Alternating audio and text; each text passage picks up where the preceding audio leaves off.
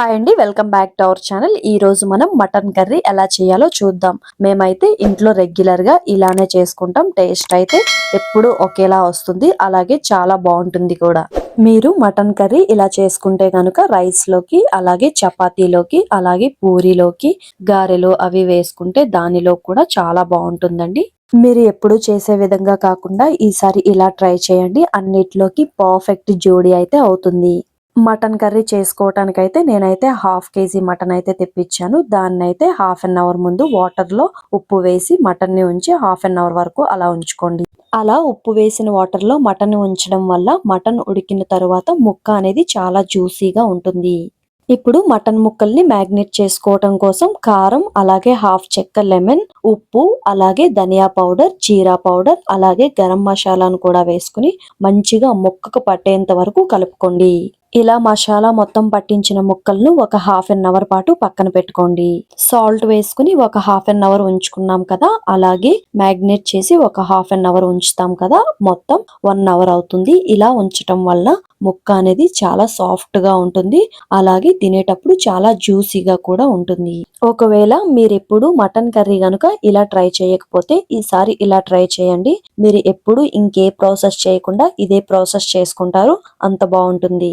మొత్తం కలిపేసుకుని half an hour అయితే పక్కన పెట్టుకోండి. ఆ లోపు దీనిలోకి మసాలా అయితే మనం ప్రిపేర్ చేసుకుందాం. ఫస్ట్ అయితే మిక్సీ జార్ తీసుకుని దానిలోకి 3 ఎండు కొబ్బరి ముక్కలను వేసుకోండి. నా దగ్గర ఎండు కొబ్బరి పొడి కూడా ఉంది, అది వేసుకుంటున్నాను.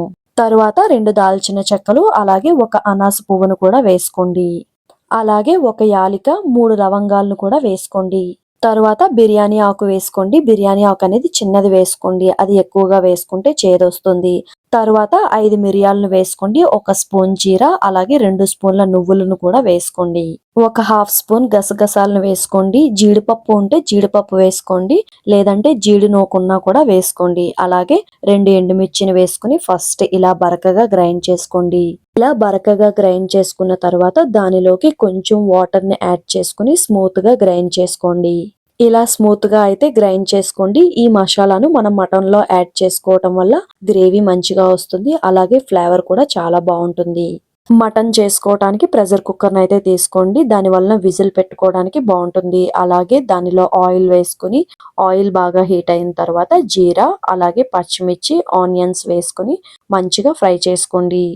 ఇలా ప్రెషర్ కుక్కర్ లో చేసుకోవటం వల్ల అయితే మటన్ త్వరగా ఉడుకుతుంది. ఒక 5 విజిల్స్ వస్తే సరిపోతుంది, మటన్ ఉడికిపోతుంది, అలాగే టైం కూడా సేవ్ అవుతుంది. మీకు ఇలా ఇష్టం లేకపోతే నార్మల్ గా చేసుకోండి, ఎలా అయినా పర్వాలేదు. ఆనియన్స్ అనేవి మంచిగా బ్రౌన్ కలర్ లోకి చేంజ్ అయిన తర్వాత కరివేపాకును కూడా వేసుకుని ఒకసారి కలుపుకోండి. తర్వాత మనం హాఫ్ అన్ అవర్ మ్యాగ్నేట్ చేసి మటన్ పక్కన పెట్టుకున్నాం కదా, ఆ మటన్ అయితే ఇప్పుడు యాడ్ చేసుకోండి. ఈ హాఫ్ అన్ అవర్ మ్యాగ్నేషన్ లో మసాలా అంతా ముక్కలకి మంచిగా పట్టుంటుంది. ఇప్పుడు గ్రేవీ అనేది చాలా మంచిగా దిగుతుంది. మొత్తం మటన్ ముక్కల్ని వేసుకున్న తర్వాత ఒకసారి అయితే ఆనియన్స్, మటన్ ముక్కలు మొత్తం కలిసేంత వరకు ఒకసారి అయితే కలుపుకోండి. మటన్ ముక్కలను ఒకసారి కలుపుకున్న తర్వాత అయితే ఒక 5 మినిట్స్ నార్మల్ గా విజిల్ పెట్టకుండా కుక్కర్ మూత పెట్టుకుని 5 మినిట్స్ అంటే 5 మినిట్స్ కుక్ చేసుకోండి.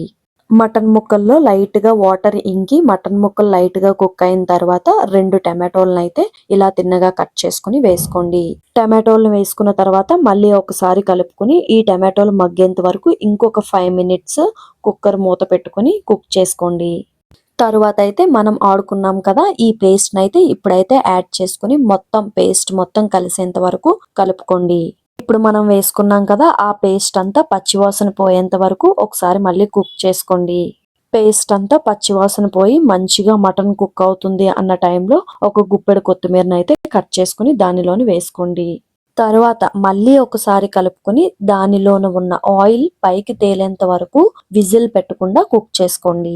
ముక్కలు అలాగే గ్రేవీ నుంచి ఆయిల్ వదిలి పైకి తేలుతుంది అన్న టైంలో మీరు కారంని యాడ్ చేసుకోండి. మ్యాగ్నేట్ చేసేటప్పుడు ఆల్రెడీ కారం, ఉప్పు వేసాం కాబట్టి ఇప్పుడు చూసుకొని యాడ్ చేసుకోండి. కారం స్పైసీగా తింటే కొంచెం ఎక్కువగానే యాడ్ చేసుకోండి, ఉప్పు తగినంత యాడ్ చేసుకోండి. ఇప్పుడు విజిల్ పెట్టుకుని 5 అంటే 5 విజిల్స్ రానివ్వండి. మనకి మటన్ అయితే పర్ఫెక్ట్ గా కుక్ అయిపోయింది. చూస్తేనే మీకు అర్థమవుతుంది. చూస్తుంటే తినాలనిపిస్తుంది కదా, అలానే ఉంటుంది. తింటే కూడా చాలా టేస్టీగా ఉంటుంది. మీరు ఒకసారి ట్రై చేయండి. మటన్ చూసారా, జున్ను ముక్కలా ఉంది. అలాగే గ్రేవీ కూడా మటన్ ముక్కలోకి వెళ్ళి చాలా జ్యూసీగా అయితే ఉంది. టేస్ట్ కూడా చాలా బాగుందండి. మీరు ఒకసారి ఈ విధంగా అయితే ట్రై చేయండి. ఇలాంటి ఇంకొన్ని టేస్టీ వీడియోస్ కోసం అయితే మన ఛానల్ అయితే సబ్స్క్రైబ్ చేసుకోండి. అలాగే వీడియో చూసే ముందు పూర్తిగా చూడటానికైతే ట్రై చేయండి. ఇది మీరు ఒకసారి ట్రై చేసి ఎలా కుదిరిందో మీ అభిప్రాయాన్ని అయితే నా కమెంట్ బాక్స్ లో ఖచ్చితంగా కమెంట్ చేయండి. అలాగే లైక్ చేయడం అయితే మర్చిపోవద్దు. మీరు అలా లైక్ చేయడం వల్ల ఈ వీడియో అనేది ఇంకొంతమందికి చేరుతుంది. ఇంకొన్ని టేస్టీ వీడియోస్తో అయితే మళ్ళీ కలుద్దాం. ఇప్పటికైతే బాయ్ బాయ్.